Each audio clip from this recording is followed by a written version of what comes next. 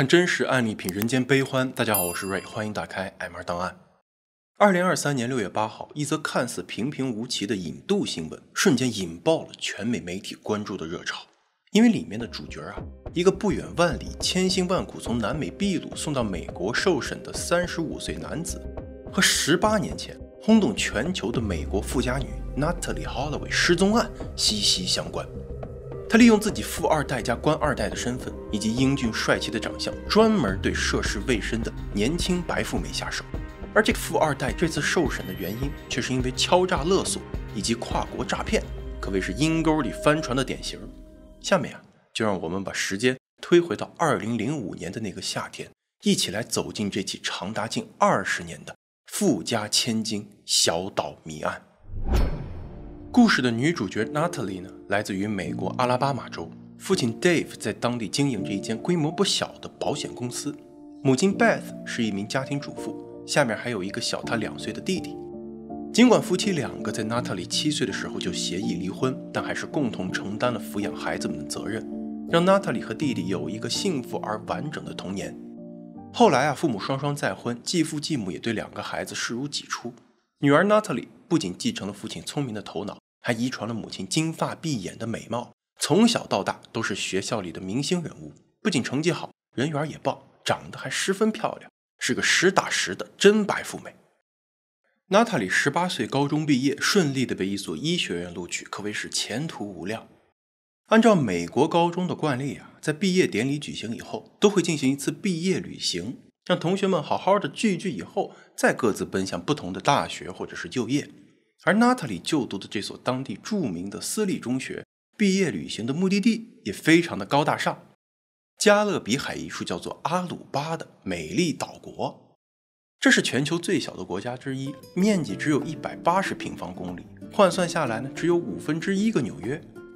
作为原来荷兰的一块殖民地阿鲁巴其实是一个荷兰王国的构成国和自治国，国防、外交和最高司法权归荷兰王国政府负责，最高领导人是由荷兰君主指派过来的总督所担任，居民也主要由少数荷兰人和当地土著以及早年间贩奴时期的黑人组成。因为长期殖民的影响议会高层还是那些讲荷兰语的白人占了大多数，这一点在这个案子中非常重要，我们之后会细讲。不过对于那些每年来此观光的美国游客来说，干净漂亮的白沙滩、清澈见底的蓝色海水、成群的粉色火烈鸟以及宜人的热带气候才是最令人向往的。因为全国80%的 GDP 都来自于这些前来度假的美国人，所以这儿不仅能畅通无阻地说英文，连美元都成了通用货币，堪称美国的加勒比海后花园。而在那些18、19岁的高中毕业生眼里，这儿还有一个更加难得的优势，因为相比美国本土要21岁才能喝酒，在阿鲁巴岛上只要年满18就能自由地出入酒吧哪怕是喝得酩酊大醉都没人管。于是更成为了那些有钱学生聚集的私立中学毕业旅行的首选，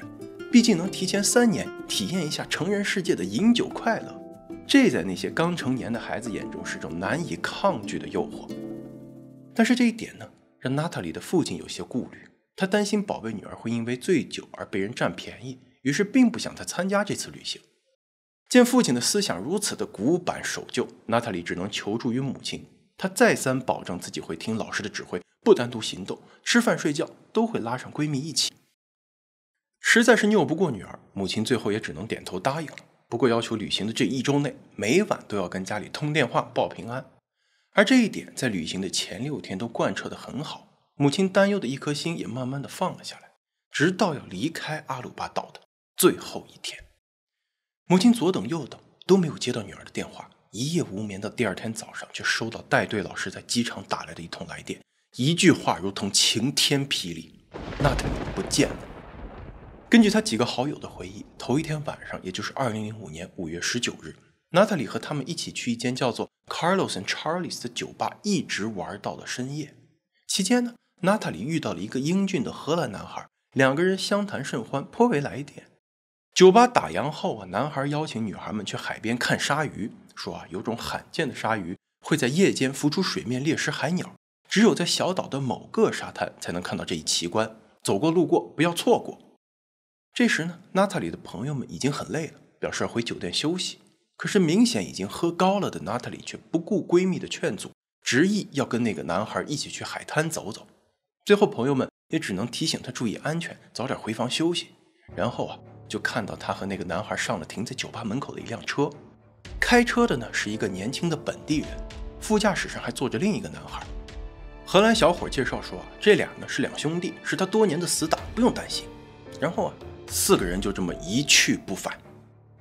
娜塔莉一夜未归，同住一室的朋友们非常担心但是又害怕跟老师说了呢会惹来麻烦，于是只能心情忐忑地收拾好了东西，暗暗希望娜塔莉只是一夜艳遇，会出现在机场跟大家一起坐飞机回美国。结果一直等到登机的最后一刻，都依然看不见她的人影，这才终于报告给了带队老师。而这个时候距离她登上那辆陌生的汽车已经过去了10多个小时。听见女儿失踪，父母心急如焚他们马上放下工作，第一时间买好了机票飞往阿鲁巴，然后马不停蹄的就开始发传单找人。可巴掌大的一个小岛，开车不到1个小时就能跑个来回的地方，却让他们掘地3尺，一连找了3天都看不见娜塔莉的人影。于是他们只能把目光放到那个跟娜塔莉一起离开酒吧的荷兰小伙身上。在娜塔莉失踪那晚，朋友曾在酒吧里拍下了几张舞池热舞的照片，其中一张里面就有那个高个子男孩的正脸。结果那间酒吧的酒保一见，马上就脱口而出说：“这不就是那个 Yora 那个出名的花花公子富二代吗？”说起这人在阿鲁巴当地可算是大小一个名人，尽管只有17岁，却是各家酒吧、舞厅以及赌场的常客，出手阔绰，逢酒必喝，逢喝必醉，逢醉必发酒疯。但是哪怕他到处闯祸，却无人敢管。究其原因呢，是因为他爹是当地一个知名律师，之前还做过阿鲁巴唯一一间法庭的大法官，退休后当上了政府内阁的法律顾问，还开了一间咨询公司，黑白两道通吃，在这个不大的小岛上可谓是权势通天。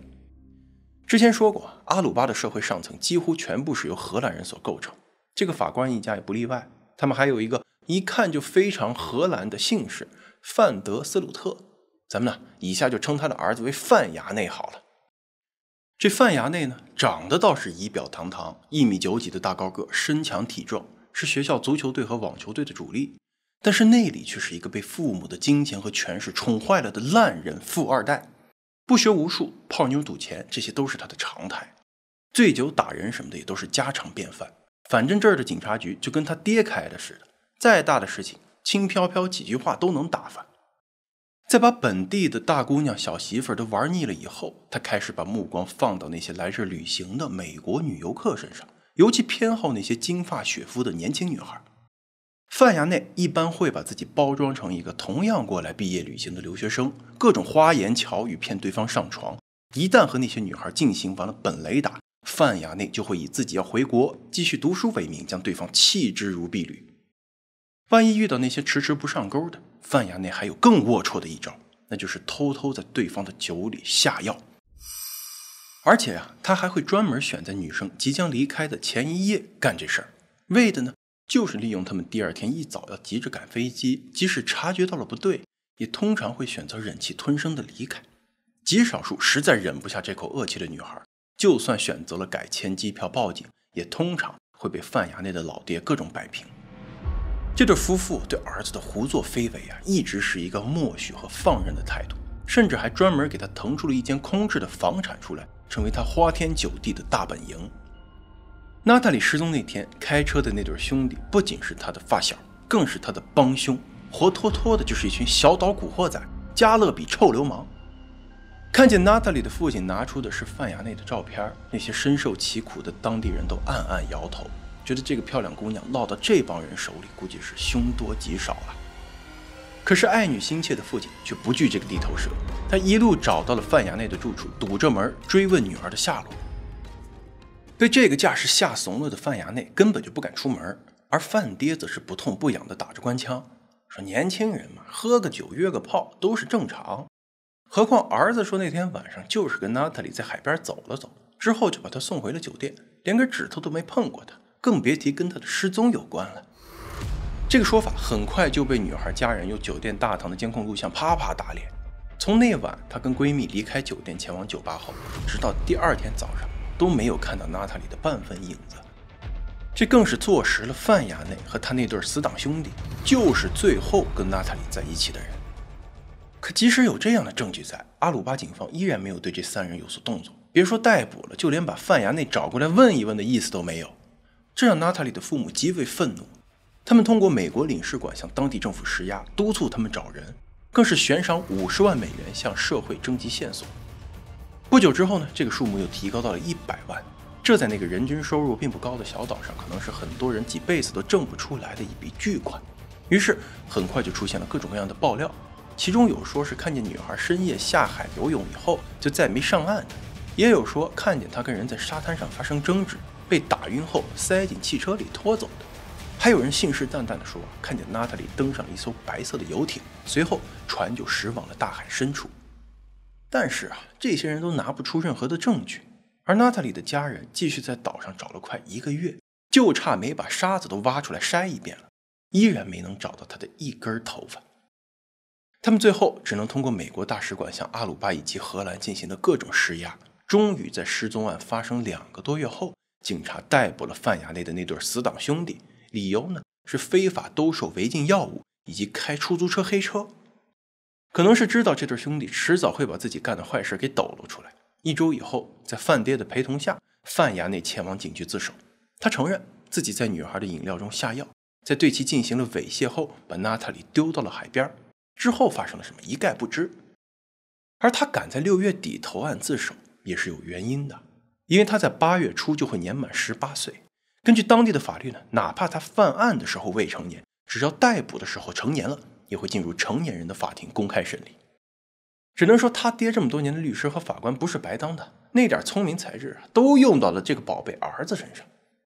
也不知道里头进行了多少暗箱操作，范雅内不仅1天大牢没坐，反而在3个多月以后顺利入学荷兰本土的一所大学，学习国际贸易。反倒是他那俩死党兄弟罪名成立，坐了大牢。这嫌凶逍遥法外，受害人的家人却度日如年。娜塔莉的父亲前后5次前往案发小岛找人，母亲和继父也动用了自己的全部力量，在媒体上不遗余力的宣传。阿鲁巴这个之前听都没听过的地方，一时间在美国是家喻户晓，尤其是那些家里有孩子要进行毕业旅行的家长们，更是闻之色变，说什么都不让他们去了。这下好了，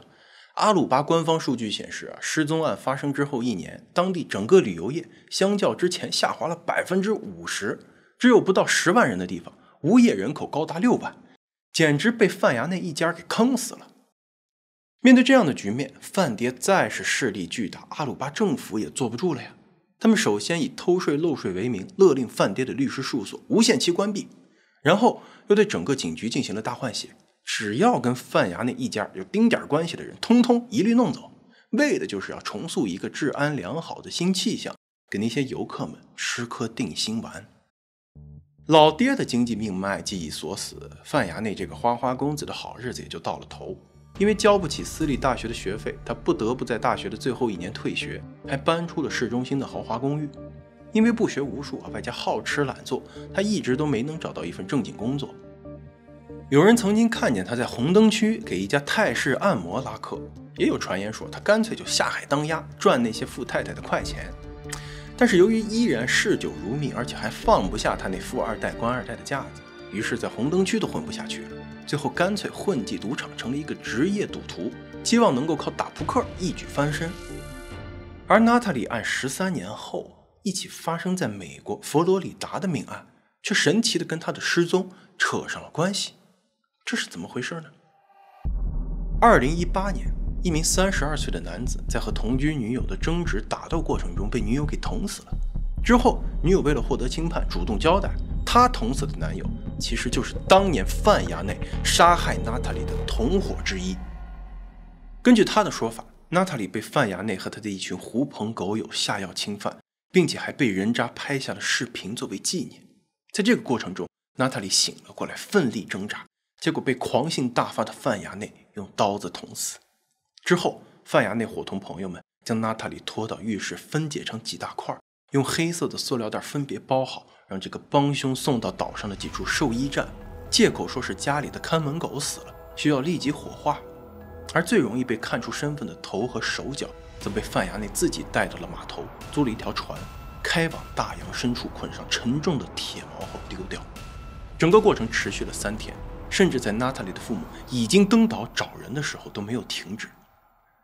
这个帮凶后来就跑到了美国，由于没有身份，靠打黑工活的是穷困潦倒，直到最后被同居女友给杀了。不过在他死之前，不仅对女友承认了当年娜塔莉遇害的经过，还交出了那份记录罪行的录像带。可惜的是，由于拍摄时光线昏暗，外加之后经历了多次的转录，这份最重要的证据已经严重损坏，哪怕是经过 FBI 的专家修复，也无法确定里面遭受侵犯的女孩就是娜塔莉，更无法认定那个女孩已经遇害。换句话来说呢，她也可能是范雅内众多的猎艳对象之一，而那个知情的同伙现在已经死了。在强忍悲痛看完了录像以后，娜塔莉的父亲坚信那就是女儿，于是更坚定了一定要把范雅内绳之以法的决心。不过这次他决定绕过效率低下的警方，自己动手。前面也说了，随着范爹被阿鲁巴政府扫地出门，范雅内的日子呢也跟着一落千丈，靠打扑克为生，也是输多赢少，都说是惯子如杀子。结果范家的报应却先落到了范爹头上。2010年2月，范爹在跟朋友打网球的时候，心脏病突发去世，死的时候还不到60岁。随着这个靠山的彻底倒台，阿鲁巴警局宣布重启对娜塔莉失踪案的调查，并且要求荷兰警方进行配合。听到这个风声范雅内想着要跑路去南美，但是苦于手头1分钱没有于是呢，一个受雇于娜塔莉父亲的律师找上了门，提出愿意以25万美元的价格呢，换取娜塔莉的下落，生死不论，只要找着了就有钱。按理说这种事情换了任何一个脑回路正常的人都不会上钩但是脑子里装了一包糠，想钱想疯了的范雅内却毫不犹豫地同意跟律师见面并且在见到对方真的汇过来15万以后，迫不及待的如同竹筒倒豆子一般，说出了娜塔莉的下落。他的遗骸就埋在了当年那个范雅内寻欢作乐的房子地基下面。跟那个死了的帮凶说法有所不同，范雅内说娜塔莉是死于药物过量以及大量饮酒。两人那晚在进行亲密接触的时候，女孩突然发生了呕吐以及严重的抽搐，毫无急救经验又担心叫救护车会被人发现她给女孩下药，于是范雅内眼睁睁的就这么看着娜塔莉死在了面前。吓到半死的他只能找来自己的父亲过来善后，具体怎么做的不清楚，只知道后来呢，父亲重新装修了房子的地下室，并且对他说那个女孩就在我们的脚底下。此时距离范爹去世还不到2个月，可谓是尸骨未寒，儿子就赶紧甩了一口好锅，末了呢还恬不知耻地问律师，那剩下的10万什么时候能给我汇过来，我这等着用呢。这人呢简直是冷血和无耻到了极点，但是殊不知整个交代的过程其实都被律师用手提包里藏着的针孔录像机拍了下来。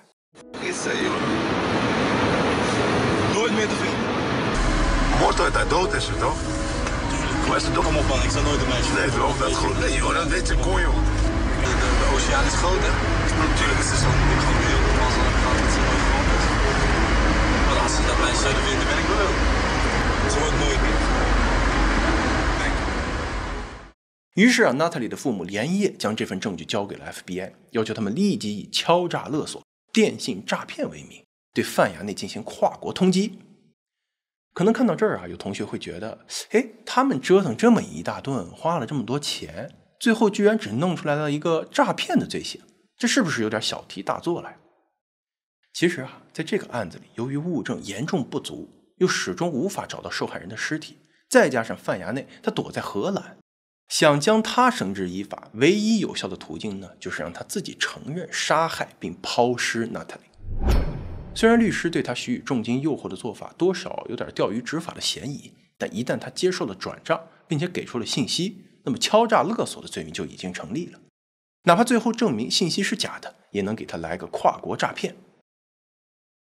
而最重要的一点是因为是娜塔莉的父亲从纽约汇出的钱，这就相当于他作为一个美国公民在美国本土被诈骗了，那么范雅内必须要被引渡回美国受审。这一环一环的扣下来，目的就是要把范雅内给弄到美国，利用主场优势让他坦白一切的罪行。谁知对方居然比他们的动作还要快。范雅内在嗅到事情不对以后，第一时间就飞到了南美秘鲁，这对他进行跨国追捕又增添了很大的难度。可是就在他落地秘鲁还不到1个月，居然又身负一条命案，而这次惨遭他毒手的是一个叫做 Stephanie 的21岁女孩。Stephanie 是当地一个富商的女儿，一样很喜欢打扑克，在秘鲁首都利马的一间豪华酒店赌场里和范雅内认识后，立刻就被他的高大英俊侃侃而谈所吸引。于是呢，两个人从牌桌聊到了酒桌，然后又一路聊到了女孩的豪华套房里。结果范雅内完事以后去厕所洗澡，进入了闲者时间的白富美百无聊赖地刷起了手机。这时候一条当地的新闻跳了出来，题目正是杀害18岁美国女孩的嫌凶正亡命秘鲁，国际刑警万里追凶势在必得。然后紧跟着就是范雅内的大头照。吓出了一身冷汗的女孩想跑，结果却被从浴室出来的范雅内堵了个正着。他一眼就看见了对方手机上的新闻图片，知道他一旦离开肯定会找警察举报，于是心一横，抓起门边的一个网球拍，狠狠地对他砸了下去。可怜 Stephanie 就这样香消玉殒，而范雅内则收走了他身上的首饰和现金，又一次开始了自己的逃亡之路。这儿还有一个让人细思极恐的巧合，那就是 Stephanie 死的这天，刚好距离 Natalie 的失踪过去了整整5年。5年内杀害2个跟他有过肌肤之亲的无辜女孩。